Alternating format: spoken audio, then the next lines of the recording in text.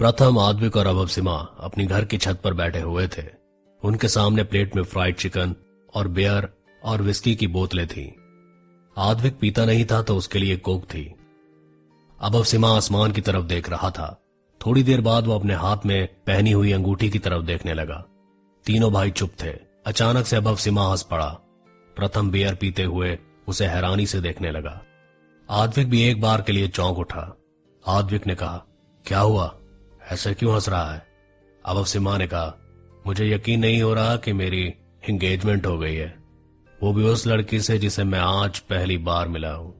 अजीब है ना, कुछ घंटे पहले मुझे पता भी नहीं था कि आज मेरी सगाई है। प्रथम ने एक गहरी सांस ली और फिर कहा, पापा भी ना, पता नहीं कब क्या कर दें। इतनी भी क्या पड़ी थी उन्हें, आखिर चाहते क्या है वो?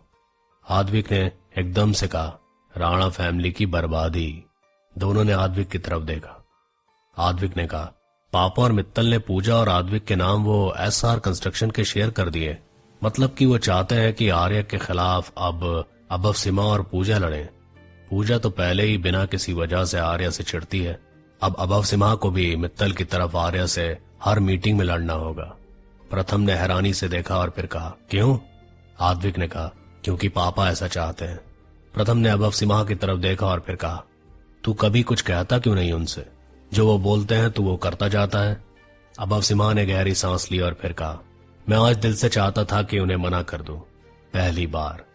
और जिसके लिए मैं ये करना चाहता था उसी ने मुझे कहा कि उसे कोई फर्क नहीं पड़ता। फिर मैं क्यों मना करूं पापा को? वो चाहते तो मुझे किसी ऑर्फनेज में भी भेज सकते थे, पर उन्होंने ऐसा नहीं किया। मुझे इस काबिल बनाया कि मैं यहां आज अपने दम पर कुछ कर सकूं। आद्विक और प्रथम ने एक दूसरे की तरफ देखा। आद्विक ने कहा, तुझे एक स्टोरी सुनाऊं? अभव सिमा ने सिर हिलाते हुए कहा, भाई प्लीज, नो, बिल्कुल मूड नहीं है। आद्विक ने कहा, सुन ले, काम की चीज है। अभव सिमा ने एक गहरी सांस ली और फिर आद्विक की तरफ देखा। आद्विक कहने लगा, जब हम पीजी में रहते थे, हमारा ना एक दूध वाला था। वो ना कभी टाइम पर दूध लेकर ही नहीं आता था। कितना टाइम हमने उसको बोला, पर वो ऐसे दिखाता था जैसे उसे कोई फर्क नहीं पड़ता। फिर हमने उसके लिए एक प्लान बनाया। हम उसे ऐसा दिखाने लगे कि हमने किसी और दूध वाले को अपॉइंट कर लिया है। हम जानबूझकर उसके सामने दूसरे दूध वालों से बातें करने लगे। फिर बेचारा बिल्कुल टाइम पर आने लगा और दूध भी एकदम बढ़िया क्वालिटी का लाने लगा। प्रथम ने हैरानी से उसकी तरफ देखा और फिर कहा, इस स्टोरी का इस सिचुएशन से क्या लेना देना है? अभव सिमा ने मुस्कुराकर कहा, छोड़ो, आप नहीं समझोगे, पर मुझे समझ आ गया। आ गया ना समझ? Very good. अब तुझे पता है ना कि तुझे क्या करना है? अभव सिमा उठ खड़ा हुआ। दोनों उसे हैरानी से देखने लगे। अभव सिमा कहने लगा, मैं चलता हूं। प्रथम ने कहा, कहां जा रहा है? अभव सिमा ने उसकी तरफ देखा और फिर मुस्कुरा कर कहा, दूध वाले की हेकड़ी निकालने। इतना कहकर उसने आद्विक को हाई फाइव दिया। आद्विक ने कहा, मैं छोड़ आता हूं तुझे। अभव सिमा ने उसकी तरफ देखा तो आद्विक ने कहा, इस वक्त तुम दोनों टुन हो, सिर्फ मैंने नहीं पी है। अभव सिमा ने कहा, मैं ड्राइवर के साथ चला जाऊंगा, आप रेस्ट करो। प्रथम कहने लगा, नीचे तक तो छोड़ आए हम, चल। अभव सिमा ने सिर हिला दिया। वो लोग नीचे आ गए। वो बाहर की तरफ जा रहे थे कि तभी कमिश्नर उनके सामने आ गए। पहले तो वो लोग चौंक गए, फिर विश्राम अवस्था में खड़े हो गए। कमिश्नर ने कहा, कहां जा रहे हो तुम लोग? रात के 2 बजे? अभव सिमा ने एकदम से कहा, 12 बजे के बाद सुबह हो जाती है, हम सुबह के 2 बजे जा रहे हैं। प्रथम को यह सुनकर हंसी आ गई। आद्विक ने उन दोनों को घूर कर देखा। कमिश्नर ने कहा, तुम दोनों ने पी रखी है? दोनों ने एक साथ नाम में सिर हिला दिया। कमिश्नर ने आद्विक की तरफ देखा। आद्विक ने कहा, पापा, वो हम लोग अभव सिमा को कार तक छोड़ने जा रहे हैं। कमिश्नर ने अभव सिमा की तरफ देखा और फिर कहा, और तुम कहां जा रहे हो? अभव सिमा होश खो चुका था। ना जाने उसने क्या सोचकर कह दिया, ससुराल। आद्विक और कमिश्नर चौंक उठे। प्रथम ने हंसते हुए हाथ आगे किया। अभव सिमा ने उसके हाथ पर ताली मार दी। कमिश्नर ने कड़क कर कहा, क्या बकवास चल रही है यहां पर? आद्विक ने कहा, पापा, आप तो जानते हैं कि अभव सिमा ड्यूटी को लेकर कितना सीरियस रहता है। तो वो आर्य के घर, मेरा मतलब है राणा हाउस जा रहा था। कल सुबह ड्यूटी भी तो देनी है ना। हमने समझाया तो माना नहीं वो। ड्राइवर छोड़ आएगा उसे, आप फिक्र मत करिए। इससे पहले कि कमिश्नर कुछ कहता, आद्विक उन दोनों को तेजी से वहां से ले गया। उनके जाते ही कमिश्नर ने खुद से कहा, इस आर्या का कुछ करना पड़ेगा। इतना कहकर उसने फोन निकाला और किसी को फोन किया। फोन पिक होते ही कमिश्नर ने कहा, हेलो, मैं बोल रहा हूं। आद्विक ने अभव सिम्हा को कार में बैठाया और ड्राइवर से कहा, इसे राणा हाउस छोड़ दो, और हां, अंदर ले जाकर छोड़ना, वरना बाद में पता चले कि जनाब सारी रात जंगल में घूम रहे थे। ड्राइवर ने जी साहब कहा और अभव सिम्हा को ले गया। आद्विक ने प्रथम को पकड़ा और फिर उसके हाथ को कंधे पर डालते हुए कहा, जो दूसरे नंबर वाले बच्चे होते हैं उनकी जिंदगी बड़े और छोटे दोनों को संभालते हुए बीत जाती है। इतना कहकर वो उसे अंदर ले गया। पूजा अभव सिम्हा को फोन मिला रही थी, पर उसका फोन लगातार स्विच ऑफ जा रहा था। पूजा ने गुस्से में आकर अपना फोन बिस्तर पर पटका और फिर बिस्तर पर बैठ गई। वो खुद से कहने लगी, जब से वो पार्टी से गया है ना कोई मैसेज किया ना कोई कॉल, आखिर चल क्या रहा है? एंगेजमेंट हुई है हमारी? इतना कहकर उसने सिर पर हाथ रख लिया। फिर कुछ सोचकर उसने फोन उठाया और एक और नंबर डायल किया। आद्विक प्रथम को कंबल उड़ा रहा था कि उसका फोन बज उठा। उसने फोन उठाया, उसने फोन देखा तो एक अननोन नंबर था। उसने खुद से कहा, यह कौन इस वक्त कॉल कर रहा है? इतना कहकर उसने फोन उठाया और कहा, हेलो, हुज दिस? उधर से पूजा की आवाज आई, हेलो आद्विक, मैं पूजा बोल रही हूं। आद्विक के हाथ से फोन छूटते छूटते बचा। उसने मन में सोचा, इसने मुझे क्यों फोन किया है? तभी पूजा की आवाज आई, आद्विक सुन रहे हो ना? आद्विक ने कहा, हाँ, मैं सुन रहा हूं। आपने मुझे फोन क्यों किया? पूजा ने कहा, मैं अभव सिम्हा को फोन कर रही थी, कहां पर है वो? आद्विक ने कहा, वो एक्चुअली यहीं था पर उसका फोन बंद हो गया था, पर अभी वो वापस राणा हाउस चला गया है। सुबह ड्यू। उसके कहते कहते ही बीप हुई और फोन कट गया। आद्विक ने फोन की तरफ हैरानी से देखा। पूजा ने फोन फर्श पर दे मारा, फोन टूट गया। उसने सिर हिलाते हुए कहा, no Arya, you can't beat me, I have to do something. इतना कहकर वो अपने कमरे से बाहर निकल गई। आर्या शोर सुनकर बाहर आई तो हॉल में एक गार्ड अभव सिम्हा को कंधे पर लाद कर ला रहा था। आर्या ने हैरानी से उसकी तरफ देखा और फिर कहा, इसे क्या हुआ और ये यहां कब आया? गार्ड ने कहा, इनका ड्राइवर छोड़ गया है, कह रहा था कि सर ने पी रखी है, इनसे चला नहीं जा रहा तो मैं छोड़ने जा रहा था रूम में। आर्या ने अभव सिम्हा की तरफ देखा। अभव सिम्हा वैसे भी गोरा चिट्टा था, पर इस वक्त उसके गाल पूरी तरह से लाल हुए पड़े थे।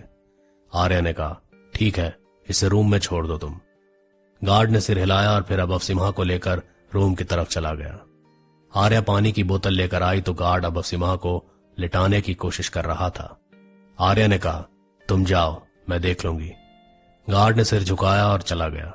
आर्या ने अभव सिम्हा की तरफ देखा और फिर कहा, जब हैंडल नहीं कर सकते तो पीना जरूरी है क्या? इतना कहकर उसने बेड से लटकी हुई उसकी दोनों टांगों को उठाया और बेड पर कर दिया। उसने अभव सिम्हा के जूते उतारे और फिर उसके सिर के नीचे तकिया रख दिया। इतना कहकर वो खड़ी हुई थी कि अभव सिम्हा अचानक उठकर बैठ गया। एक बारी के लिए आर्या चौंक उठी। अभव सिम्हा ने आर्या की तरफ देखा और फिर बच्चों की तरह हंसकर कहने लगा, हेलो। आर्या ने उसकी तरफ देखा और फिर सिर हिला दिया। आर्या ने कहा, अभव सिम्हा सो जाओ, काफी लेट हो चुका है। अभव सिम्हा ने ना में सिर हिला दिया। आर्या ने कहा, मत सो, मैं जा रही हूं, मुझे सोना है। इतना कहकर वो पलटी थी कि अभव सिम्हा एकदम से उठा और उसने पीछे से आर्या को हक कर लिया। आर्या को झटका लगा और वो चौंक उठी। अभव सिम्हा के दोनों हाथ उसकी कमर से होते हुए उसके पेट पर थे और उसने अपने दोनों हाथों से आर्या के हाथों को कस कर पकड़ा हुआ था। उसने अपना चेहरा आर्या के कंधे पर उसकी गर्दन के बिल्कुल पास रख दिया।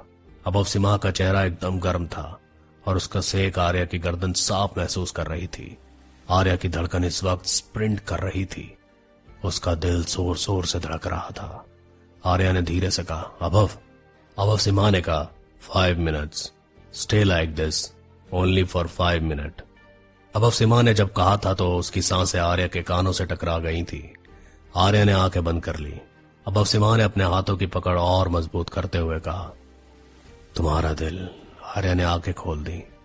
अभव सिम्हा ने कहा, तुम्हारा दिल जोर से धड़क रहा है, तुम्हारी heart beat, I can hear it. इतना कहकर उसने अपना चेहरा आर्या की गर्दन में और ज्यादा गड़ा दिया। आर्या ने एक गहरी सांस ली। उसने अभव सिम्हा के हाथों को छुड़ाया और अभव सिम्हा की तरफ पलटी। वो दोनों एकदम नजदीक खड़े थे।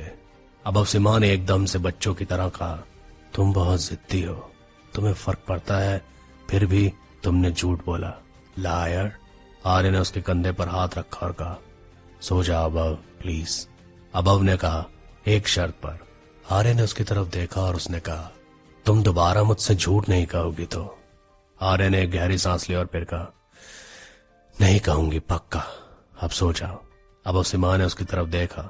आर्य ने सर हिलाया और फिर उसे पकड़कर बिस्तर पर बिठा दिया। आर्य ने उसको कंबल उड़ाया और फिर जाने लगी। अभव सिम्हा ने कहा, मैं तुमसे। आर्य ने उसे टोकते हुए कहा, सो जाओ, वरना मैं कभी बात नहीं करूंगी तुमसे। अभव सिम्हा ने एकदम से अपने मुंह पर उंगली रख दी। आर्या मुस्कुरा दी और फिर लाइट ऑफ करके चली गई। सरकार ने फोन पर बात करते हुए कहा, पर अभी तो जो आप चाहते हैं वही हो रहा है, फिर अचानक ये करने की क्या जरूरत है बॉस? बॉस ने भारी आवाज में कहा, अब मुझे तुम्हें भी बताने की जरूरत है क्या कि मैं कब क्या कर रहा हूं? सरकार ने कहा, माफी चाहता हूं बॉस, मेरे बोलने का वो मतलब नहीं है, पर एकदम से इतना बड़ा अटैक करना सही रहेगा? बॉस ने कहा, कभी कभी कुछ चीजें अपना गुस्सा उतारने के लिए भी करनी चाहिए। तुम वही करो जो मैंने कहा है तुम्हें करने के लिए। सरकार ने कहा, जी मैं इंतजाम करता हूं। बॉस ने ओके कहकर फोन काट दिया। सरकार ने फोन की तरफ देखते हुए कहा, इन्हें अचानक क्या हो गया? शाम तक तो ठीक थे, सब प्लान के मुताबिक ही तो हुआ। इतना कहकर सरकार ने गहरी सांस ली और फिर वो अपने कमरे की तरफ चला गया। आर्या सुबह नाश्ता करने के लिए बाहर आई तो वरिष्ठ और वशिष्ठ उसका इंतजार कर रहे थे। आर्या सुबह नाश्ता करने के लिए बाहर आई तो वरिष्ठ और वशिष्ठ उसका इंतजार कर रहे थे। वरिष्ठ ने उसे देखकर कहा, तुम आज इतना लेट क्यों हो गई? आर्या ने कहा, मेरा सिर दुख रहा था इसलिए। इतना कहकर वो चुपचाप बैठ गई। वरिष्ठ और वशिष्ठ ने एक दूसरे की तरफ देखा। वशिष्ठ ने कहा, आर्या आज तू घर पर ही रुक। आर्या ने उसकी तरफ देखा तो वशिष्ठ ने कहा, बाबा साहेब पर हुए अटैक के बाद तू एक दिन के लिए भी आराम से नहीं सोई, तो तू घर पर ही रुक। वैसे भी हम लोग हैं ना, हम लोग संभाल लेंगे। आर्या ने कहा, मैं ठीक हूं। वरिष्ठ ने कहा, कभी कभी बड़े भाइयों की बात भी मान लिया कर, घर पर रुक, कुछ इंपॉर्टेंट होगा तो हम कॉल कर लेंगे। आर्या ने दोनों की तरफ देखा और फिर मुस्कुराकर सिर हिला दिया। थोड़ी देर बाद वरिष्ठ और वशिष्ठ ऑफिस के लिए निकल गए। आर्या अपने कमरे में पहुंची कि तभी उसका फोन बज उठा। उसने फोन देखा तो रिस्ट्रिक्टेड आईडी से कॉल था। उसने फोन उठाया और कहा, हेलो, कौन? सामने से आवाज आई, तुम अपने बाप के अटैकर के खिलाफ सबूत ढूंढ रही हो ना? आर्या चौंक उठी। उसने कहा, कौन बोल रहा है? सामने से आवाज आई, ये जानना जरूरी नहीं है, मैंने ये बताने के लिए फोन किया है कि मेरे पास कुछ ऐसा है कि जिससे तुम अपने बाप की बेगुनाही साबित कर सकती हो। अगर चाहती हो कि ये सब हो जाए तो एक एड्रेस भेज रहा हूं, वहां पर आ जाओ, पर हां अकेले आना, वरना कुछ नहीं मिलेगा। आर्या ने कहा, आर्या के कहते पर तुम बोल को। आर्या के कहते कहते ही फोन कट गया। 1 मिनट बाद एक मैसेज आया, उसमें एक एड्रेस भेजा गया था। आर्या ने कुछ देर सोचा और फिर जैकेट उठाकर बाहर निकल गई। अभव सिम्हा झटके से उठा। उसका सिर फटा जा रहा था। उसने अपने सिर को पकड़ा और फिर एक तेज झटका दिया। उसने अपना सिर पकड़ा और फिर वो इधर उधर देखने लगा। उसे याद आने लगा कि कल रात क्या हुआ था। उसने खुद से कहा, शिट, और उठ खड़ा हुआ। उसके बाल बुरी तरह से बिखरे पड़े थे। वो कुछ सोचने लगा और फिर बाहर निकल गया। जैसे ही वो बाहर आया उसने आर्या को तेजी से बाहर जाते हुए देखा। उसने आवाज दी, आर्या। आर्या ने सुना नहीं और बाहर चली गई। अभव सिम्हा को शक हुआ और वो उसके पीछे चला गया। आर्या ने बाहर गार्ड से कुछ कहा और गाड़ी में बैठकर चली गई। अभव सिम्हा बाहर आया। उसने गार्ड से कहा, क्या कहा आर्या ने? गार्ड ने कहा, उन्होंने कहा कि हम उनके पीछे ना आए, और ये भी कि अगर वरिष्ठ या वशिष्ठ सर का फोन आए तो उनसे कह देना कि वो सो रही है। अभव सिम्हा ने सिर पटक कर कहा, ये लड़की भी ना। इतना कहकर वो दूसरी गाड़ी में बैठ गया और सीट बेल्ट बांधकर उसने गाड़ी भगा दी। उसने आर्या को फोन लगाया। रिंग जा रही थी पर आर्या उठा नहीं रही थी। अभव सिम्हा ने वरिष्ठ को फोन लगाया। वरिष्ठ के फोन उठाते ही उसने कहा, हेलो, मैं बोल रहा हूं अभव सिम्हा। वरिष्ठ ने कहा, जानता हूं, फोन क्यों किया? अभव सिम्हा ने उसे पूरी बात बताई।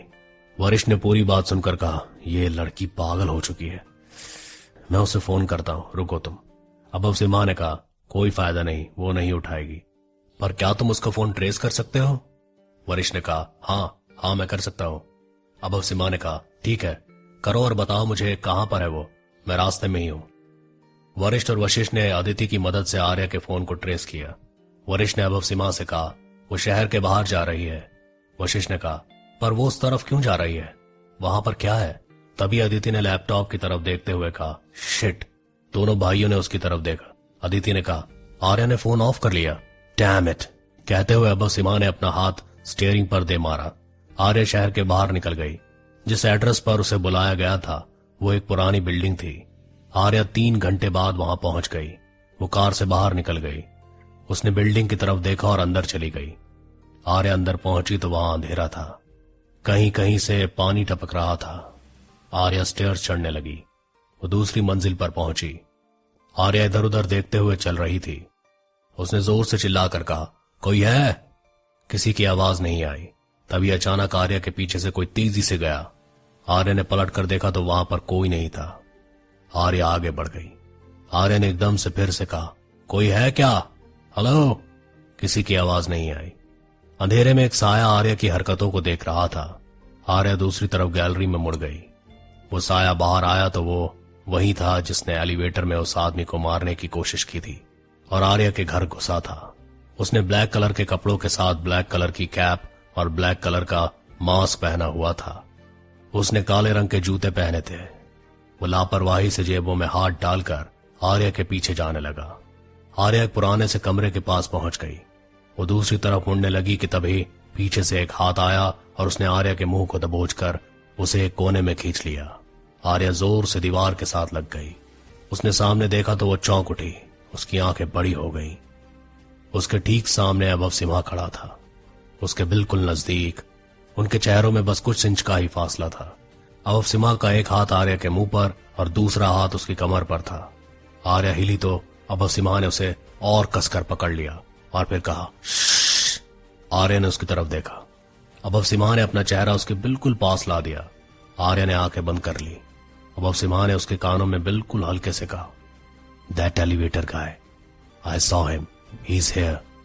आर्या ने एकदम से आंखें खोल दी।